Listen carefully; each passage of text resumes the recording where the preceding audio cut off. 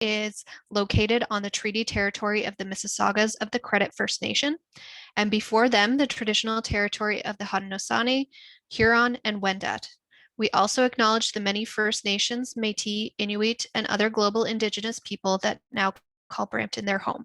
We are honored to live, work, and enjoy this land. Just a very quick update, Brampton Library Services. So as of March 15th, we do have limited in-person services available at 3 of our branch locations, Chinguacousy, Four Corners, and Springdale. That actually has not changed with today's provincial shutdown announcement. So those 3 branches will still be open for limited in-person service. And our other 5 branches do have curbside pickup available. So if you just go to our website, you can get further information about the branch locations, the hours and services at your nearest branch. And do remember, if you're hoping to pick up books and DVDs from any of the branches, please request them ahead of time on the library website and wait until you receive a notification that they're available for you.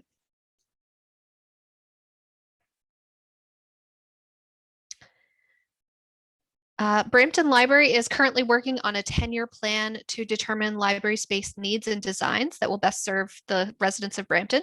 This is called a facilities master plan. I know it sounds very boring, but we actually really want your input. So whether you're a regular or occasional library user, even if you haven't had a chance to visit us in branch in a long time, we still want to hear from you. So we want to know the things that would draw you to the library and the ways that our branches can be improved. So my colleague Megan is going to put in the chat the link to a survey you can fill out, or if you just go to our website, you'll see an image come across the screen that'll link you to the survey there as well. And if you do fill out the survey, you have a chance to win an iPad. So there's your awesome incentive.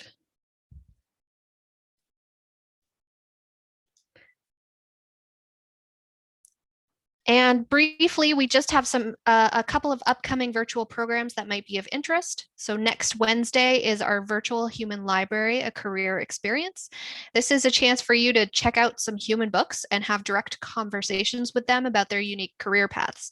So we have 5 amazing guest speakers who all have unique, interesting careers, and they'll be in breakout rooms where you will speak with them as part of a small group, and you have a chance to ask them lots of questions about how they got to that career, what that's like, and all kinds of requirements and things like that. As well, our next Adulting 101 session will be how to kickstart your summer job search, and that's taking place on May 27th at 5 p.m. And registration is available through the calendar of events on our website. So if you go to bramptonlibrary.ca, you're going to find information about all of these things. Our virtual programs are all listed on our calendar, and you'll also find the facilities master plan and all the updates about our services and branches. Okay, so now we've talked about all of that. We are pleased to welcome some amazing guest speakers today. As I said earlier, just in case there are any latecomers throughout tonight's program, you're welcome to ask questions through the chat here in Zoom, leave comments on Facebook, and we will pose those to our guests. If it's a question for somebody specific, just make sure you include their name. Otherwise, we'll kind of raise it to everyone and we can have a bit of a discussion. Here in Zoom, you're also welcome to raise your hand and we can unmute your microphone so you can ask a question live that way. All right, I'm going to close this presentation, stop sharing, so we can actually see our amazing speakers' faces. Thank you so much, everybody, for joining us. So I am going to give a brief bio of each of our speakers, and then they're going to talk a little bit about what their career looks like right now. And so I'm going to start with Sandeep Gill. So Sandeep Gill is also known as Sandy Lion, and she is an elementary school educator and a celebrity stylist. She is Punjabi Canadian and also a designer with her own clothing line under Tough Bandits and the Sandy Suit. So thank you so much, Sandy, for joining us. Thank you so much for having me. I'm super excited to be able to speak for Brampton Library. I mean, I grew up going to Brampton Library, and speaking with people that I've had the pleasure of like watching Jazz and Gideon rise. So I'm really humbled to be on a platform with all of you. Just to share a little bit about myself, my day job is I'm an elementary school teacher. I'm currently teaching grade 2 and 3. So Zoom meetings like this are very familiar to me with like 23 children, but I have adults today, so that's great. It's a change of pace for me. And I do dress some lovely people from Lily Singh to Bina Minhaj. I recently had the pleasure of dressing one of the Raptors, Chris Boucher. So I dress people and I just love to make people feel great through fashion. And that's the same story that I try to tell through my collections. Each piece, each line has a story, and I'm just storytelling through fashion. And I've also done some other impact work through different charities. And currently I'm working with Create Structure to help build homes for people who have had to lose their homes due to the climate migration crisis. So I've been trying to do some more impact work and try to leave a stamp and make as much change as I can before I have to bounce. Awesome. Thank you so much, Sandy. Um, I will next introduce Jalen Nelson. Jalen Nelson is also known as Lick My Fashion, and he is a stylist, creative director, fashion influencer, and educator. He teaches people that breaking the boundary is necessary, and in order to achieve what you want in life, hard work is the key to success. There's no giving up in Jalen's world, and he wants to keep going and wants his audience to keep doing the same thing. So thank you so much, Jalen, for joining us. Welcome. And yeah, you can unmute yourself and tell us a little bit about your job and career. Yes. Hi, guys. Hi, everybody. First and foremost, I would like to say thank you to the Brampton Library for having me. Again, same concept as what Sandy was saying. Like, I pretty much grew up going to the library all the time. So the fact that I'm able to speak with you guys is actually incredible. So thank you for having me again. And yes, as you were saying before, I do all of those 4 things. I started off just, really just dressing myself on like regular walls. Like the whole purpose of the brand Like My Fashion is to make sure people, really stand out. I feel that we live in a generation where people are really closed off in a box. And I just wanted to change that. I wanted people to express that, especially being a guy who likes colors and different fabrics and stuff. We don't really see a lot of guys in that stuff. So I wanted to kind of break that narrative. That also just turned into me styling other people. I've had the opportunity assisting styling Tyra Banks with another celebrity stylist. And I've also styled people on like Love and Hip Hop, which is Latoya Forever. Like there's just a bunch of people that I've styled, which is super cool. But then that also transitioned into me starting to educate. So going into the pandemic, I started to educate and just really do classes and stuff like that. And people really, really enjoyed it. And I just really embarked on it. And I have a voice now when it comes to that. So now I'm just like, I have master classes, I do boot camps. I really just, put people in order to make sure that their brand is great, because I just want people to really push and understand that whatever you want to do in this life, like you can do it. And yeah, I've been reposted on a lot of places like the Shade Room, Hollywood Unlocked, like all those big platforms, just from being myself and being a content creator and just really doing what I love is what I've pretty much accustomed to do. So that's pretty much me. And yeah, that's pretty much what I would say about myself. Awesome. Thank you so much, Jalen. All right. Our fourth speaker today is Kieran Ray, also known by her creator name Kay Ray. She's an actor, creative director based out of Toronto. And throughout the past decade, Kieran has used her platform to primarily focus on addressing taboos within the South Asian community through short films, documentaries, and digital series. From bridging the gap between children of immigrants and their parents, to bringing light on dating violence, to combating the stigma of mental health and sexual harassment, she has been able to create meaningful dialogue through her work. Regardless of the approach, she constantly challenges people on their perception of women of color in the industry. And she is now the co-founder of The Collective, a BIPOC-focused creative agency that aims to create opportunities for artists while supporting smaller businesses with branding strategies. And her work has been featured in the Toronto Star, NBC News, CBC, BBC, Cosmo India, and her talk show Chat a Cup with Kay Ray is now airing on Brit Asia TV. So thank you so much, Karen, for joining us and welcome. Thank you so much. Such a long bio. Anyway, thank you for reading that. Yes, pretty much you said everything. My name is Kitten Rai. I go by the creator name of K-Ray. And yes, I'm an actor, filmmaker, and I've had the pleasure and honor and privilege to use social media as a platform to share my work and connect with so many amazing people like these people on the panel. And yeah, and I think it's been just a wonderful way of just, like Sandy says, storytelling through fashion. I would say mine is more storytelling through, whether it be talking about podcasts or films or series. I think there's just so many different ways to share your story and narrative, and that's what I plan to do. And with our new business, which has been really an incredible thing we've been able to do during the pandemic, is just provide services for small businesses as well as artists that are looking for opportunities to expand their work. So whether it be branding strategies or photo shoots or whatever it is that you're looking for, I have a great team to provide those services to you. So yeah. Awesome. Thanks so And much. also I just want to say thanks for having me. Oh, you're welcome. I love, as the library, I love how much all of you guys are focused on storytelling. I feel like that's really what we're all trying to do, right? Our fourth speaker today is Jazz Saini. She is a Brampton-born actor, content creator, and comedian currently living in LA. And she is the co-creator of U2 TV, a sketch comedy YouTube channel with 2.5 million subscribers. And she is currently posting weekly on her YouTube channel, doing stand-up comedy whenever she has the chance, and also working on writing a show. So welcome. Thank you, Jazz, for joining us. Hi, thanks for having me. Yeah, like everyone else, I went to the Brampton Library all the time.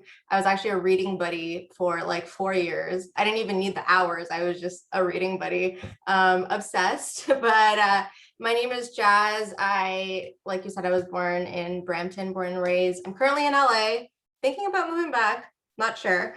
A brief history is I started in social media. I guess in school, I went to school for marketing, and and I specialized in social media. So it's kind of perfect on where I am today.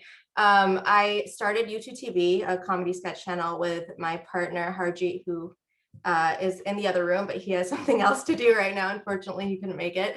But we've been doing this for 6 years. We love it. It's great. I wouldn't change it. I feel so blessed. And yeah, I wouldn't call myself an influencer. I think I'm the least influential person in this room, probably. But I make people laugh, and I think that's something. So if I made you laugh, I hope I made your day better. And yeah, I'm currently working on an animated show right now. I'm currently working on a pilot, and so I'm just kind of doing my thing, and hopefully I can give you guys some insight on being an influencer. Awesome. Thank you so much. Okay. So now that we've heard from all of our speakers, I've got some questions for you guys just that can be answered by any of the four of you. And hopefully we can kind of discuss. We've got a couple of people in that kind of like stylist fashion realm, and then a couple of you are more into like video creation. So I think we've got a few different perspectives. It'll be interesting to see what you guys can say about those different parts of your careers. First off, maybe where do you guys get your ideas and inspiration? How does that come to you, and how do you keep up with the workload as well? Any of our co-hosts, you can just unmute yourselves, or yeah. I would say life. I literally just look around me, and that's usually my inspiration. So the pandemic has been dry. I would say my friends find it very annoying, but I have ideas for days and they don't stop. And sometimes it's really exhausting just to have the idea and then not do anything with it because I'm just so exhausted by just the idea of it. So that's my issue. But I think it's more so like, I think, yeah, again, like Jazz said, just life, like, being inspired by the stories, not my own personal stories that I might have gone through or my experiences, but also just like, especially the women around me and the things that they might have gone through. And hopefully I can, you know, be that person to share their story on screen.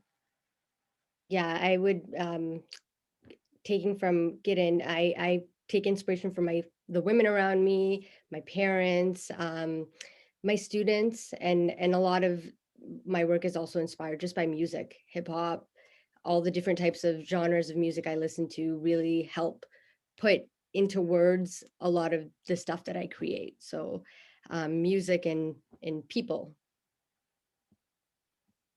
For myself, I would say Pinterest. Oh my gosh, I'm such a big Pinterest fan. I'm obsessed with Pinterest. I can be on Pinterest for hours, and like it may seem like to people it's wasting time, but when I'm on Pinterest, just know I'm creating something. I think you can find there's so many color palettes, there's just so many things going on. And I'm like such a fashion lover. So when I see the different colors, aesthetics, it just gives me a boost in like when I'm styling somebody or just when I'm dressing myself. And I think that's the biggest thing I like about Pinterest. It's pretty much just one of those things where it's just like it just brings my mood to another level and it brings my brain to like another different type of creativity. And then also to women in general, I'm around tons of women. Like I think I just grew up around a lot of women and like anyone who's like a woman in here, you guys all just are so inspiring. So I love to I just know a bunch of women who are just bosses and who are really good at marketing. So I just kind of, take the gems that I learned from them and kind of just see how I can like build it and make it my own. So definitely women and Pinterest. I love that. That's really cool. I think, yeah, I think that that makes sense with all of you drawing on that storytelling aspect, right? When you meet other people and get talking to them, then you're also going to hear their stories and want to share that as well. So for Sandy and Jalen, when you guys are dressing people, do you find that when you're working with an individual, getting to know them might change? I mean, I would assume that it changes maybe what you went into the meeting thinking and what you end up creating for them. How does that work? Yeah, for me, absolutely. It's the number one thing I want to know. I can't dress you if I don't spend an hour with you. And that's usually my first thing that I like to do with my clients is meet up with them, hang out with them for a few hours and get to know them. And get to know what their goals are when they step into a room. So I have a questionnaire that I go through with them, but the point really is to get to know them and what they want to present to the world, because that's how you're ultimately going to feel confident. And that's my job, to make you feel confident and feel the look and feel what I'm putting on you. Otherwise, I'd just be putting clothes on a hanger and they wouldn't really be doing anything for you. And that's the storytelling, so when you put the outfit on, you feel it, and then you have the confidence to tell your story. So it's really about that interaction. And my entire list of clients are all people who now have turned into friends because of that relationship. And it just speaks to what's important to me, building that and really bringing that out of them, being that bridge.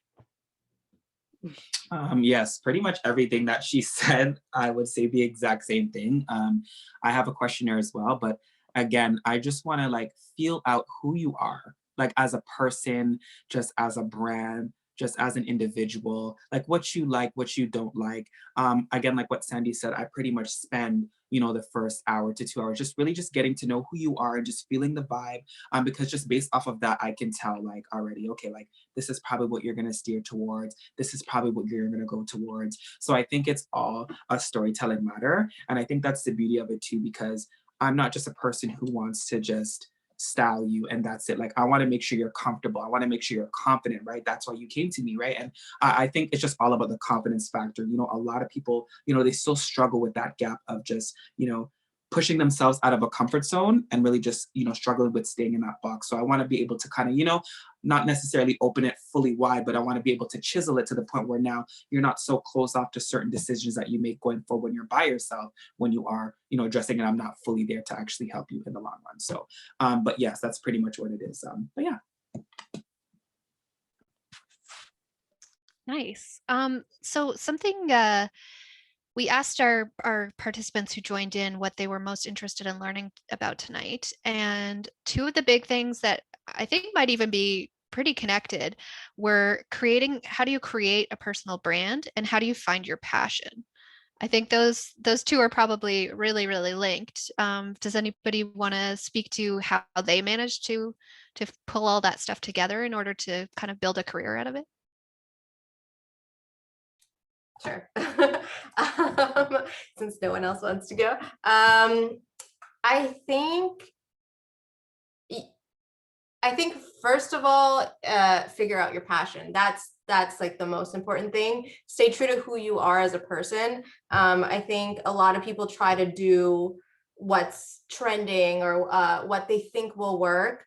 But if you're not true to yourself, people can really see through that.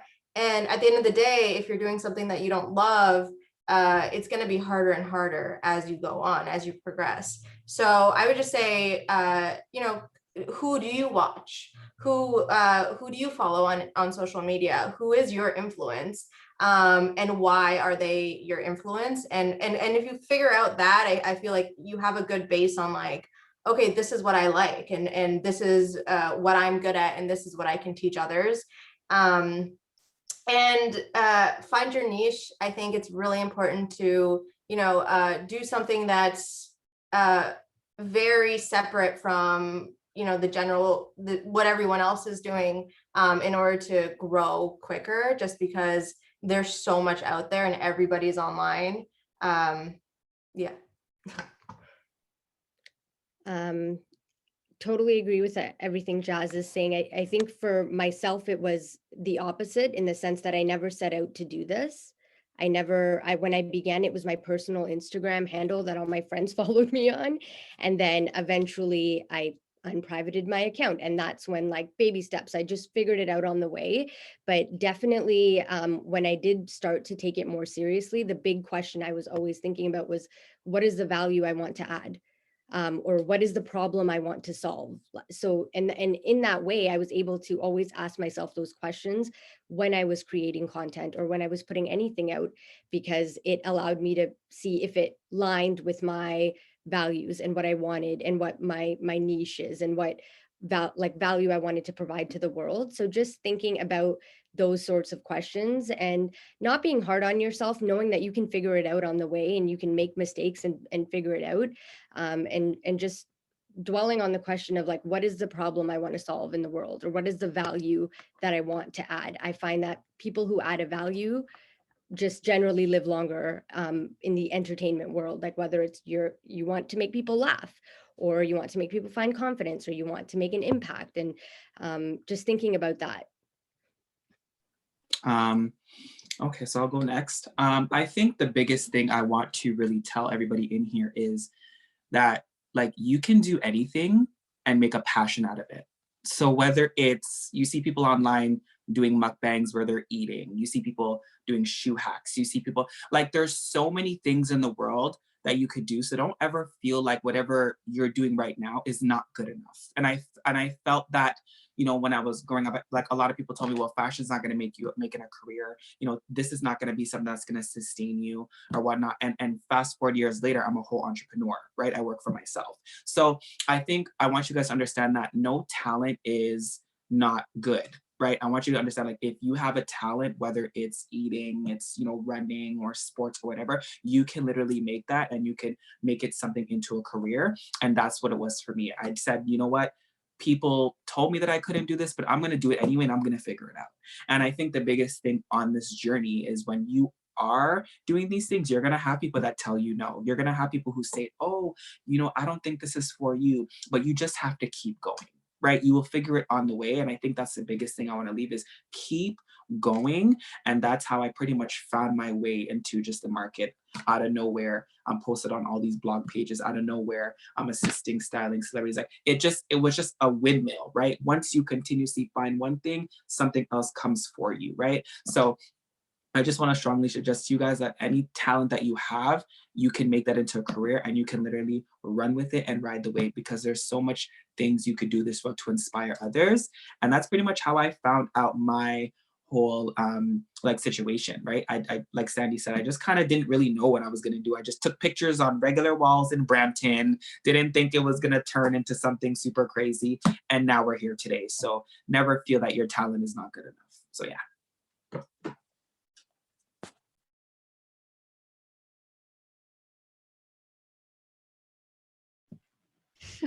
Can I speak? I don't know. Yeah, if you want to, if you feel like you want to, yeah. Yeah, I'm sorry, I wasn't sure. Yeah, I mean, I feel like everyone basically, like, I agree with everyone. Especially like as someone who's now doing branding strategies for other people that are also trying to start their own personal brands, or just for their small businesses. I think it's important to, again, yeah, feel truly aligned. But also, like, I had the privilege to dabble into so many different things, whether it be fashion, whether it be film, acting, even randomly music, or, just so many different aspects of the creative fields, writing, speaking. And I just never thought those things would come out of it. My goal was to be an actor. And then all these amazing things happen in between. When we were younger, social media didn't exist. And so I never knew how I was going to get to that point of having a platform to tell people, or inspire people to do things that are meaningful, or, like Sandy keeps mentioning, having impact is very important to me as well. And how do you leave your mark, and not just for you as your legacy, but as a, a collective, as a community of people, that how can we move forward as as the human race. And I think those are things for me that's super important to understand, whether it be with my clients or just, speaking to friends if they're kind of stuck on what they want to do. Understanding that you could take that time for yourself, explore. There's no rush. I mean, the pandemic has really shown us that. Like, everyone has to slow down now. Like, you have time to figure it out. You have time to, really get a chance to explore those things. So yeah, I would just say take your time. Like, there's no rush. I think, we get taught that we're supposed to be at certain places at certain times of our life, or a certain age. It's all false. It's a lie. You could do anything. There's people that I know that are in their 40s and thriving, and they just started their new business. There's people that are like in their teens that are doing amazing things, and they just started. But things change, and your passions will change, your purpose will change. Different things will happen in your life, and it'll change, and that's okay. Just ride with the wave, like Jalen said. And yeah, I think you'll find your way. I always say, just dabble yourself into different things.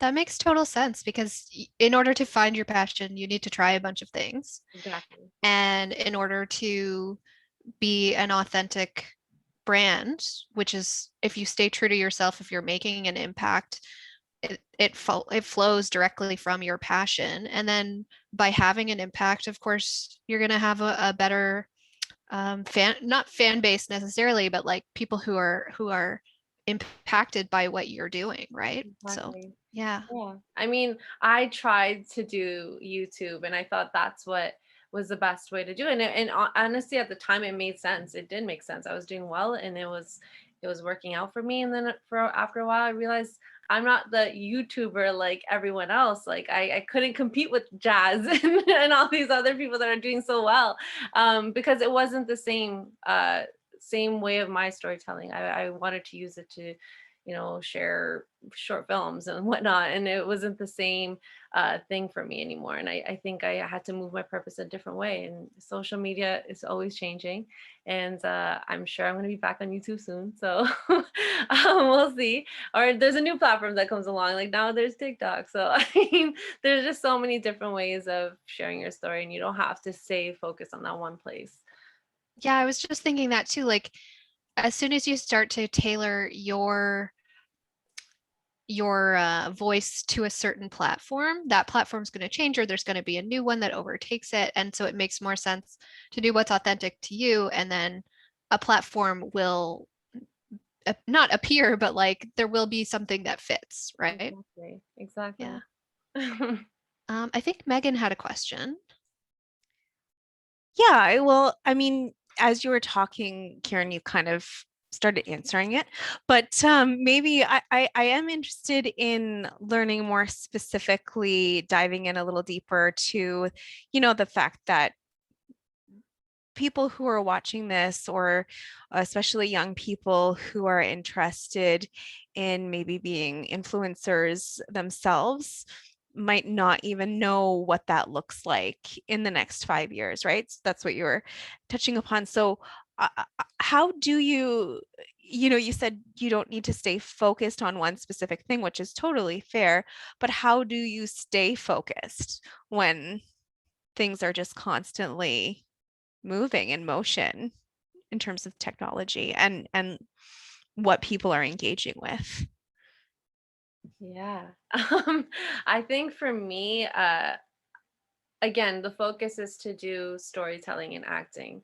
If there's different platforms of me being able to do it, then why not just use it? I think that's for like when when you have a focus on what you want to do, let's say as an influencer, there's different types of influencers. There's people like Sandy who are fashion stylists, and people follow her specifically to see those things. If there's influencers that are more environmental based and they want to talk about those things, there's vegan influencers, or there's so many different ways. And if you have a passion or a focus on what that thing is, you could take that on any platform, whether it's and just grow on those different things. I don't know, that's what I think. I mean, I'll hand it over to everyone else, but that's what I think makes sense. As long as you're focused on your passion, you can take it anywhere. Yeah, so I was gonna, Go go ahead. ahead. You sure? Okay. Yeah, you go ahead first. Okay. All right. So what I was going to add to that was it doesn't matter. The thing about what I love about your passion and like what you love to do in life is that doesn't change. So regardless of if a new platform comes, regardless if another Instagram comes around, the passion doesn't change. So the main goal of that passion is to continue to focus on that and just move them to each platform, like Kiran said, right? So regardless of if things, say if Instagram doesn't, pop off in the next 10 years, and then we have a new platform, you take that passion and you bring it to another platform and you just be consistent on that, right? So I think when it comes to that, like, again, being an influencer is a lot, but you have to understand and ask yourself, like, is this something that you want to do? Because it does come with a lot of work. And I think a lot of people, have this motion of influencers that they don't do anything, or it's not that much work, but you only see what we post on social media. But we don't, a lot of the times we show you the behind the scenes, but there's a lot of things that go behind the scenes. So, which is why I always ask people the question, like, is this something that you're built to do? Is this something that you want to do full time? Are you going to be able to handle the late nights? Are you going to be able to handle, the days where you're going to cry? Are you going to be able to handle the days where you get no sleep? Like, you have to be able to want to do that, because when you do things like that and you understand you're equipped for that, it's going to be a more better thing in the long run. So I think that the key thing is to prepare for that from now and understand that influencing isn't easy. It's not something that's going to be a success factor right away. And it also comes with failure. So I'm just going to let you guys know that right now. Without that, there's no success. Success comes with failure. You can't run from the two. Like, you just can't run from it. You're going to fail at one point in your career, because without that failure, when it came to my career, I wouldn't be where I am right now in this moment. And I'm still even learning along the way, and I still fail. Let's get it. Don't get even twisted. I still fail even till this day, right? We still are learning on this day, but that's the value and the beauty of influencing and acting and styling and, just making TV shows and writing. That's the beauty of it, right? You fail in that moment and then you bounce back and then you create something new to build that success again. So I just wanted to add that. Yeah, I completely agree with everything that you said. And I think it's important to know that there's always going to be something new. There's always going to be a new platform. And what you need to remember is to take care of your mental health and not expect yourself to blow up on every platform, because you best believe when you wake up tomorrow morning, there's going to be another app, and then you're going to be trying to make it on that app. But you need to take care of your mental health and know that what's your value, like what is the value you want to provide, and just stick to that and just keep plugging. That's it. Yeah, I totally agree. I think one thing I would definitely tell everybody is, at the end of the day, stuff like TikTok and Instagram and YouTube, all these platforms are free to use. And so it doesn't hurt to throw something up on there. You literally have nothing to lose, except for maybe some time.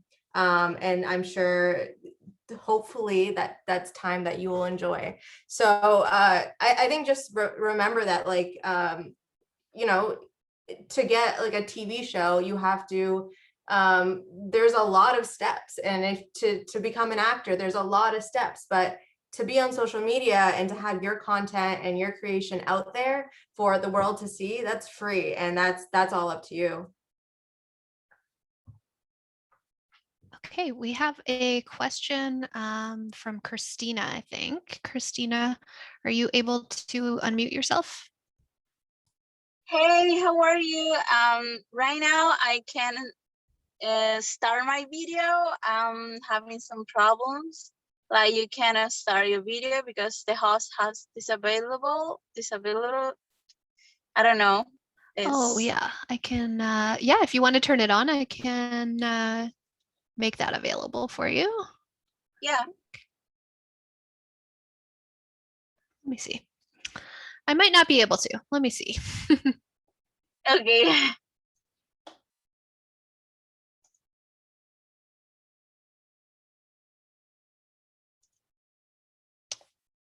There we go. Let's see. Can I think I can get you to do it. Yeah, start my video. Oh, there we go. Sorry, I'm in my car right now. First of all, I'm from Panama City, Latin America. I speak Spanish and I'm new in this app. And first of all, of my questions is like mental health.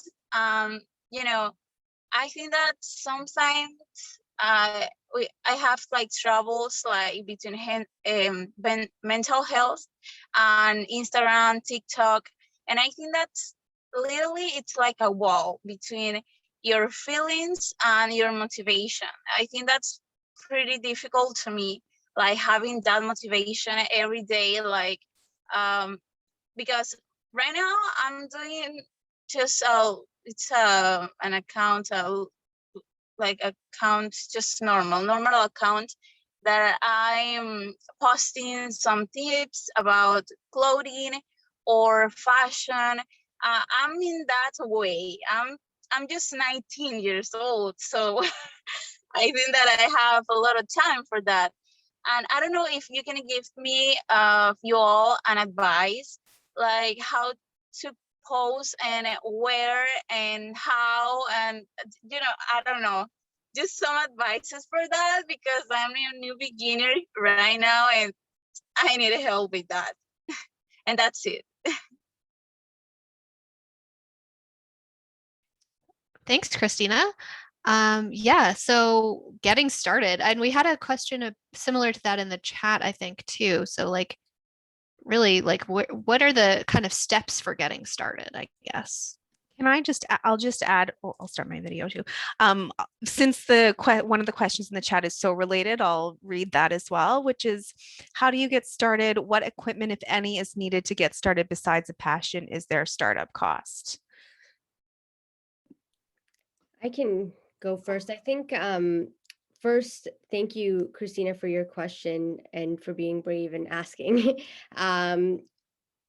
It's going to take a while, and I've been there. I have felt exactly how you felt before, and know that there's going to be countless hours that you put in before something happens, that or before you get shared or before something happens. But what's important is to maybe make a portfolio full of content, and just spend your time creating the content and then focus on the rollout, and just give yourself some time. And I think with the question about the startup costs, for me, in the beginning, I just bought a ring light. I still to this day shoot on my iPhone, which is probably not acceptable, but trying to work with different people, try to DM different people in the same field as you, even if they're not that big. Just start with someone, even if it's just a friend, and having more faces and collaborating with people is going to help with the traction for sure. And just know that it's going to take a lot of chipping away to get to a point where you feel like you have a lot of work to share with the world, and also like gain some traction on it. Yeah, I I definitely agree. just piggybacking off of the collab, that's how I started. So there was no cost. Okay. I was broke. Okay. Let's be very honest. I had no money. I was broke. I'm a transparent guy. Okay. I had no funds to get anything. But what I did have the funds for was my mindset, right? That was the funds, my mindset. So I'd be like, okay, you know what? I can't go buy clothes to style somebody, but I'm gonna go ask my mom, my dad, my uncle, my cousin, my best friend, people at school. I'm gonna ask them if they, if I can style them from their closet. Let's use their clothes and take pictures and put it in portfolios and keep just building, right? Building, building, building to the point where it was like people started to ask me, oh my gosh, how much do you charge to style? I said, what? I'm like, you want to pay me? That's crazy, right? So I think it's all about that. And what Sandy said before as well is like, you're going to put so much hours in and it's going to feel like you're not getting anywhere. But I promise you, when you continue to just keep going, and I'm an advocate of that, like, for pretty much 10 years, I was in retail, right? I was in retail. I really didn't like what I was doing, but I was just there anyways, right? But I just kept putting in the work. I kept putting in the work, regardless of what job I was at. And now I'm a whole entrepreneur. I'm 10 months in, right? Just from putting in all that work, just from people reposting, just from people, it went from me not having any money to me creating a brand where people are asking me what my services are charged, right? So it does take time. But I think that time is beautiful. I think I wouldn't trade that time for anything. I think it was beautiful to go through that process because that's a part of your testimony. Like, going through that is really a part of your testimony. And I want you to understand, like, don't ever feel like you're not getting anywhere because you feel like nobody's reaching out to you. Like, again, start off small. You don't have to reach out to somebody who's verified. You don't got to reach out to somebody who has 300,000 followers. You could reach out to somebody who has all of 500. And if they do the same things as you, that will build your portfolio. Anything in your portfolio is good, provided the work is amazing. It doesn't matter how many followers they have. If you got a solid portfolio and you're working your way up, that is what you need to be doing. So don't ever, stress yourself and put this crazy, like, oh my God, I'm not really getting anywhere. You start from somewhere. And anybody who is going through that experience of like, oh, I don't have money to get something, we all start with an iPhone 6. We all start with something. And that's what it is. We use with what we have and we just do what we got to do. And that's just what it is. So, yeah.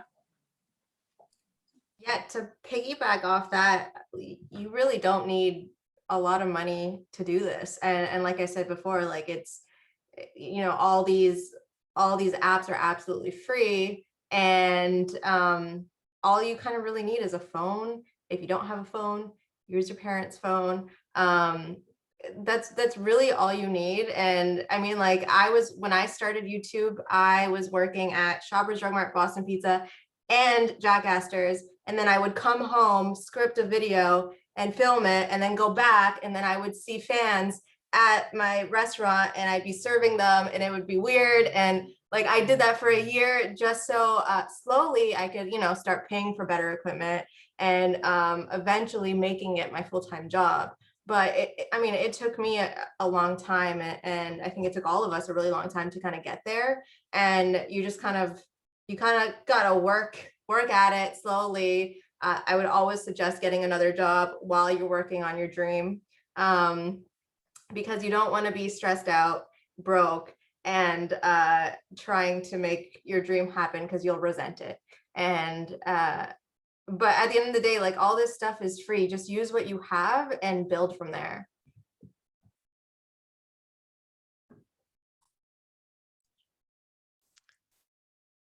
Thank you guys for that answer.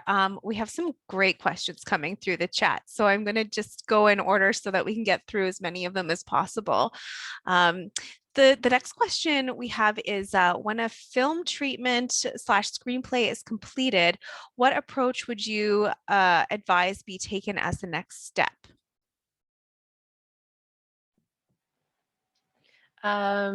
So I guess the first thing I would say is sending it to people around you, getting their approval as well, or like any notes that they might have. I'm lucky enough that I do have incredible, people that are in the field and that know what they're talking about. But then I also go to just like friends that have no like interest in film or anything besides watching it. And you know, they always like give their little critique, or if it makes sense to them, or can they even visualize something like this. So I always suggest that first. And then of course, you know, if there's any friends of yours that are also writers, you know, getting their feedback as well. And then there's so many, like so many different platforms that are looking for young screenwriters and filmmakers and whatnot that, you know, are giving opportunities. Like I would say take advantage of that. There are, and the ways you find them is honestly, there's like Facebook groups that have a lot of like film communities or like are always putting out call outs and stuff. There's all these big networks are actually, there's a lot of applications that are available right now where you could pitch to these big names like Amazon. Amazon just had one, but like Netflix had one as well. Like they're always looking for new young creators. So I would definitely say keep your ear to the ground, follow people that you would see doing that kind of stuff or giving those kind of call outs, Facebook groups again. Yeah, there's just so many opportunities of like sharing your work in that way. But I would say first start off by sharing it with people you know and get the proper feedback and then take it from there. To piggyback off that, be very careful when you send your stuff to people, That too. unless you have it copywritten. Make sure you have a paper trail of everything. Yes, yes, I know yes. a lot of people got their ideas stolen on like Clubhouse and stuff. So make sure you're safe with all that stuff. But yeah, I follow like a lot of script writing stuff on Twitter and Facebook. And every time there's like a competition, I'll share it with people I know that are writing. And I would also suggest if you really believe in your content, if you really believe in your script, just try to find an agent. They're the best people to go through.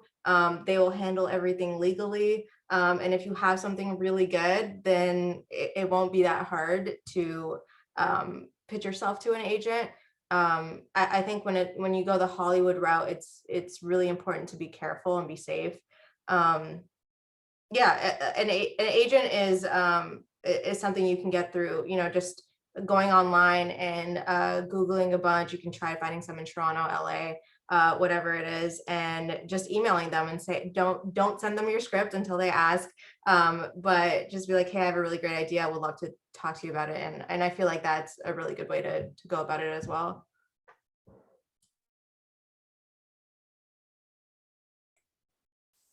Awesome.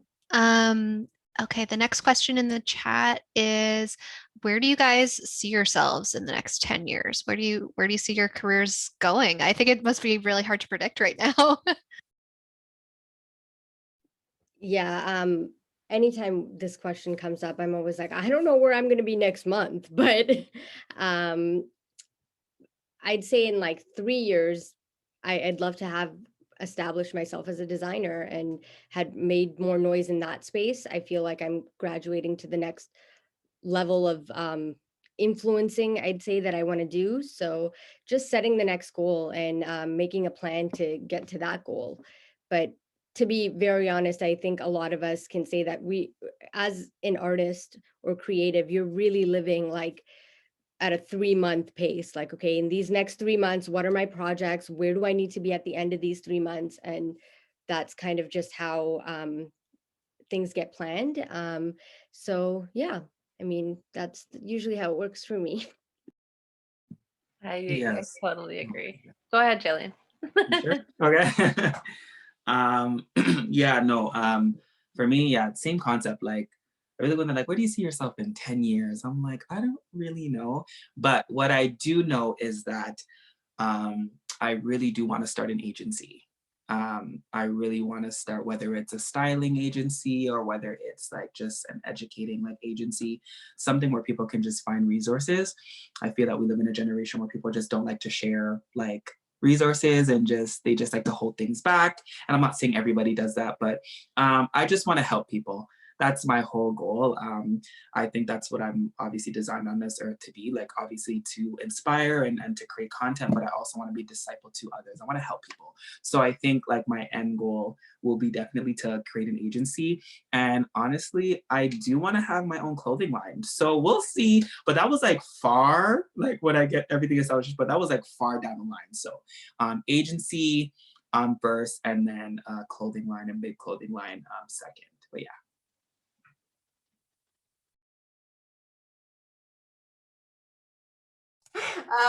Honestly, hopefully alive with the rate we're going with this. You know, the earth is slowly deteriorating. Please recycle and stop littering. Wear your mask.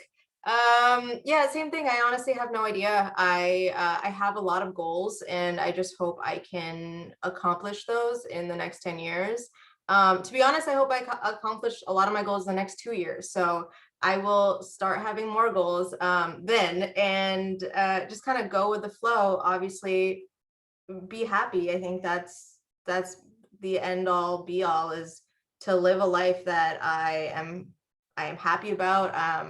You know, I would love to advocate more about mental health and kind of create that space around me, just because it's been a hard topic for me as an influencer to talk about. So I haven't been, and I would love to kind of get there eventually. But I think just being happy and making sure the people around me are happy, and that everyone is not broke.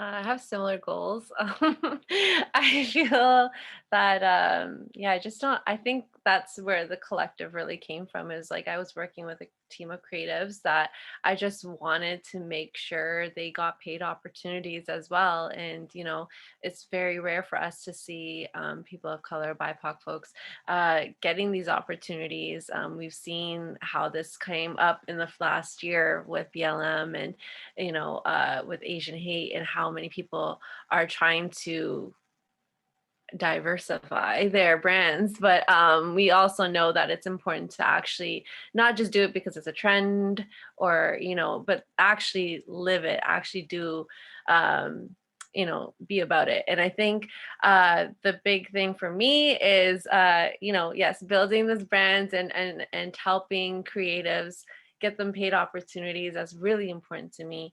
And then, of course, for myself, you know, hopefully you'll see me in Hollywood if Hollywood isn't burned down by then. Hollywood would be great, and and more so doing, you know, creating representation that we haven't seen before, in films and in shows. Yeah, that's kind of where I'm hoping, is just hopefully getting screenplays out there and actually make them into visuals. So that's where I hope I am.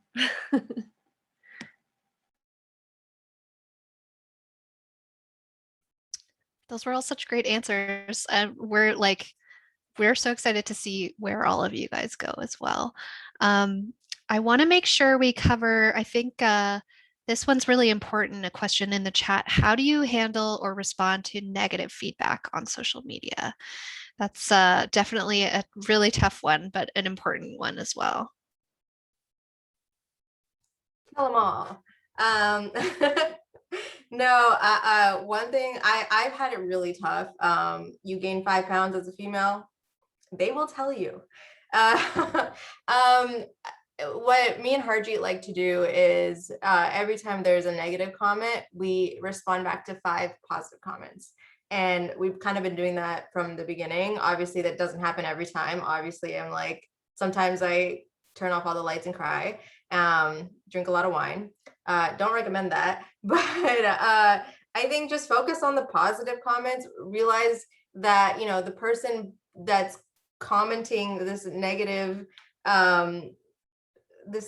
comment, that's saying all this like negative stuff to you, that they probably have issues going on in their life. And that's kind of what we do when something's going on in our life. We usually like put it on other people, and if you remember that, you don't take it so deeply. But it happens a lot, and you just gotta you just got to focus on the positive and keep doing you. And if you don't have haters, then you haven't made it.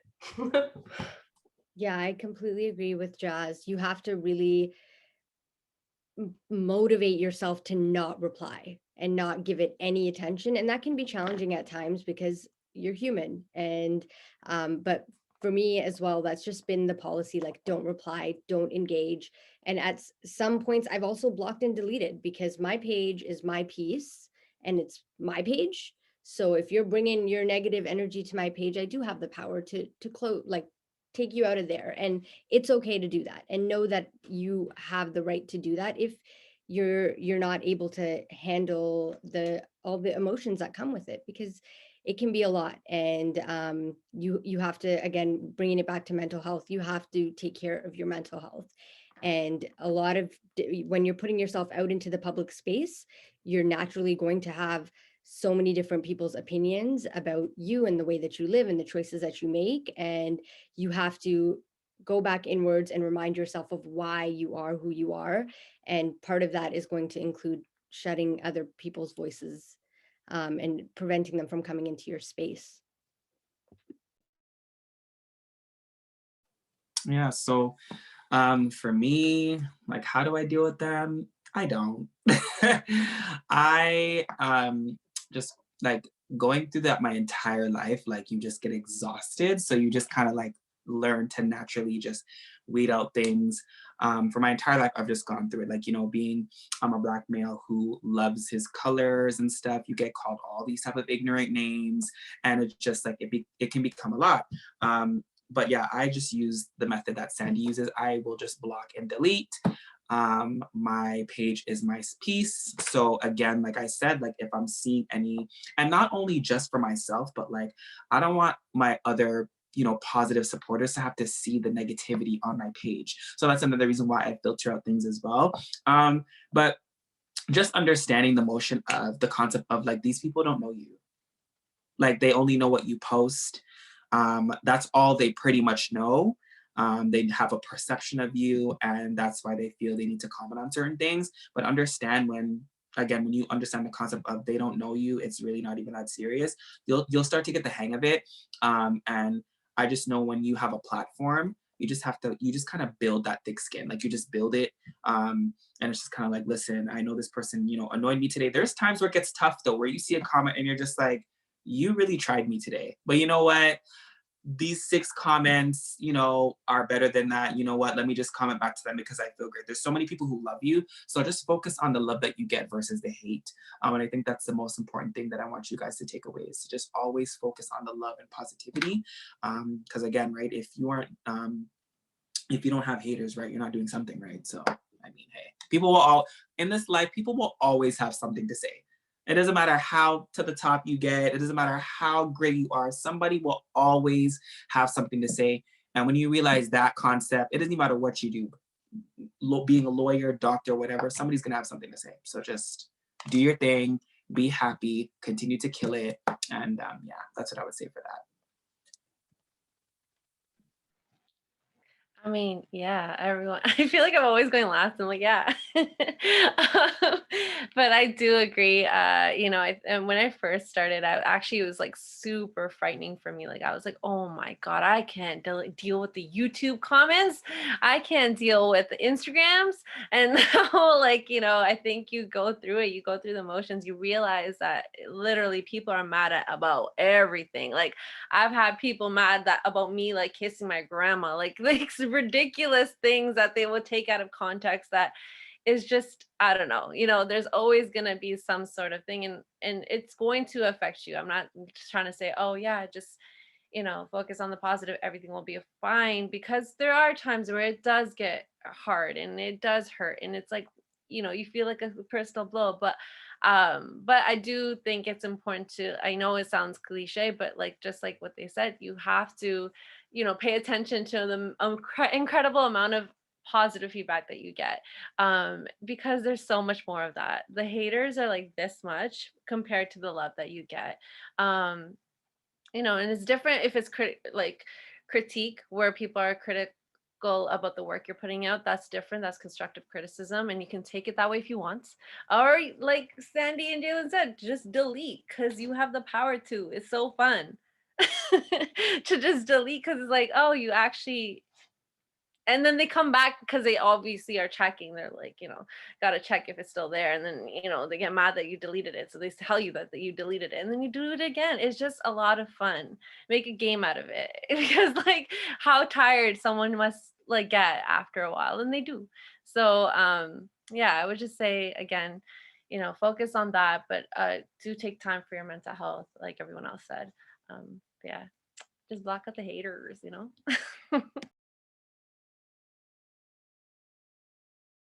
Well, thank you so much, everybody. Those were great answers. I feel like that's one of those things where you need people, like real life people around you, right? Your friends, your family, those people who are able to hear you complain when you need to complain and are there to prop you up as well, right? Megan, are there any other questions we didn't get to? We're just after 8 o'clock here. There is one more, and I also want to share that there's been some great comments, not questions, but some good comments in the Facebook live chat.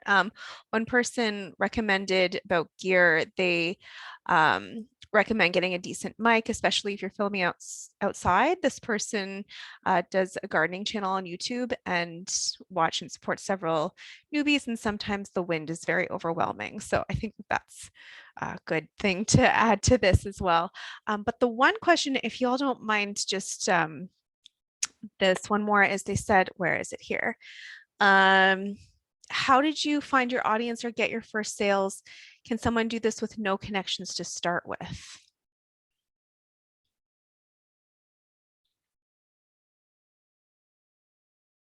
Any ideas? I just kind of put out content. It was tough for me because I actually sent a lot of my content to my friends and people around me, and no one supported me. Not one of my friends shared my content. Because when you're starting out, some people are like, oh, like, you're not big enough, so I'm not gonna share your content, or I don't want to, or they're scared. And that was really tough for me. And I just kept going at it. And I think we're all going to have different answers because it's all different. But that's my story. I just kept going at it. I kept making content, and I think because I know how to make content, and I kind of went to school for social media. I was pretty good at doing it all myself. And so if you don't have, like a cosign, like somebody to share your content, which I didn't have, I would recommend like going on YouTube and teaching yourself how to grow an audience, figuring out what works, what doesn't work. On Clubhouse, if you're on it, there's so many rooms that you can go to that teach you how to do these things. There's so much free advice out there. You literally just have to Google it. And it's a hard question to answer because everyone's content is different. So it's hard to help people individually, but just learn, teach yourself, master classes. Those are all stuff that you can do, and it is the best thing you can do for yourself, just to be knowledgeable. Don't depend on anybody else. At least that's what worked for me. Yeah, I think no, Sandy, go ahead. No, go ahead. I'll be quick. I think when it comes to having your first sales, I can just say, like, as a designer, I wanted to make sure I had a community first to sell to. And that was a lot of the first many years of my work, of just building that community, creating the content, being consistent and consistently putting it out. I think sometimes we expect some, sorry, let me restart. In the beginning, we expect something, but what we have to remember is, again, we have to put in the hours. Like Jay-Z didn't have a Grammy overnight. Like, he put in so many hours. And just like that, like, I try to think of people who inspire me and think about the hours that they put in. And when it comes to sales, like once I built that community, I just put it out. And my expectation was I gave myself a number, like if 3 people buy this sweatshirt, I'm happy. And just give yourself a reasonable expectation, and then just put it out, and you've done the work, you've built a community, you've set a reasonable, smart goal for yourself. For all my students, SMART, SMART goal, and then execute, and then hopefully you'll have some sales. And even if it's one person, that's a win. That means you got to work that much harder to get 2 sales next time. Now it's a little bit not so inspiring, I guess, the way that I'm saying it, but it really is the hours that you put in. Yep. And just to piggyback off of that, I think one thing I always tell people that I teach is don't be afraid to be a number 2. And what I mean by that is we're so invested on, always, the goal is to always be the number 1 person in the world, like whatever, right? But I want you guys to understand, like, the biggest winners come when you learn something. So always make sure you're always learning. Like, you need to always be learning. Even though I'm this cool top tier content creator, I'm always learning. I'm always willing to know the knowledge. I want to see the knowledge. I want to still continue to grow. So don't ever feel that you always got to be up here all the time. Sometimes you got to level yourself down here so that you can learn more to get back up here, right? So I think the knowledge is something that I want you guys to start doing, is really just making yourself knowledgeable and knowing things that you can actually see within the industry. Just get familiar with what you want to do, whether it's, makeup, acting, whatever. Make sure you get yourself familiar with that industry and know what that industry entails. And guys, you have to put in the work. Like, you have to put in the work. Again, what Sandy said, it's about the hours that you put in, right? We spend all this time saying, oh, well, how come, I'm a better makeup artist than her, but how many hours has she put in over you? Right? Hard work beats talent when talent doesn't work hard. And that's a real statement. And I think you guys need to understand that concept. But I could be the best stylist in the world, but the moment I don't put my talent out there and I don't work for it, no one's gonna notice me. No, how is anybody gonna know? I don't know if you guys know the audio. Nobody's gonna know. How will they know? Like, nobody's gonna know if you don't put it out. So in that aspect, I want you guys to understand that concept of putting the hours in and knowing that when you see somebody else, stop comparing your level 2 to somebody else's level 12. Like, we have to stop doing that. But that's what I would say for that is put in the work. And even if you don't see it right away, you're gonna see something, but you just have to put in the work and you have to keep going. So that's what I would leave with that question. I agree with everyone. And I yes, I really honestly agree with everybody. I think another point is, so when I first started out, I started like when I was 19. I'm 31 now. But anyways, yeah, but I started when I was like 19, where I didn't know anyone literally that was doing this. At this time there's like YouTube just started becoming a thing. But at that point I was like, okay, I don't know. I've heard from other actors that you have to be a model first. So I tried to become a model. And I think it was like just connecting with makeup artists. If they needed models for free, I would go and do it. Photographers, networking was like literally how I got confident enough. It wasn't until 5 years later where I actually did start my YouTube channel. But it just was so much about networking, getting involved with the community, getting involved with organizations, getting my confidence up, by speaking on stage and things I would never have done before. But, feeling comfortable in front of the camera enough to now, have that confidence and make these things and make content. It was a lot of just, 5 years, again, just before I even started my YouTube channel. Now I've been on it for like 6-7 years. I don't know, but like, it was a long time. And I think, before that, it was just so much networking with people, your local community. There's so many people that are just looking for people to just work with for free. And you start off that way. Of course, you'll build yourself up to then, getting your audience. I know it's hard right now because of the pandemic, but you could do it virtually. hitting people up. We said this earlier today, like just people on your same level that are just looking to collab, just looking to create. And, you know, it doesn't have to be transactional. Just for the love of creating. I think finding that first, and you will find your audience. Whatever you're putting out, you'll find the right people. They'll come, you'll attract them. And so that's what I would say. And educating yourself. The past year, literally online courses has been my thing. I've been learning so much from so many incredible people that talk about personal branding and talk about, you know, website development, or, you know, finding your audience, all those things. Even though I've already been doing this, it doesn't matter. Like Jalen said, you have to keep learning. You have to keep educating yourself, you know. As someone that identifies as a SIC, that's literally what that means, is just learning, is being a student of life, and just keep learning.